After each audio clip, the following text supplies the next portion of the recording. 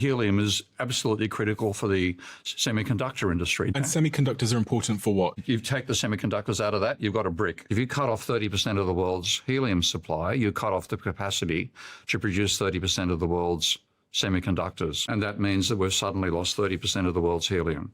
I've got a quote from March 2026 from leading helium expert Phil Kornblutz. We're looking at a minimum 2 to 3 months shutdown of helium production, with up to 6 months before supply gets back to normal. He explained you can't stockpile helium because it leaks through containers. Yep.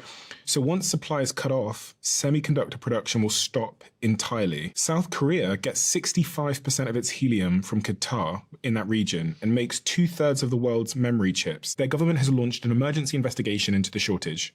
Nobody's talking about this. I know, and this is one reason that it's quite terrifying about the scale of what we're going through, because people are just thinking oil's going to be more expensive. That's the sort of mindset we have. But in fact, critical elements of the production system are being terminated by this conflict. You can't produce chips anymore, and you can't, you can't produce these chips either because the fertilizer's disappearing. So you're holding a potato in your hand. Yeah.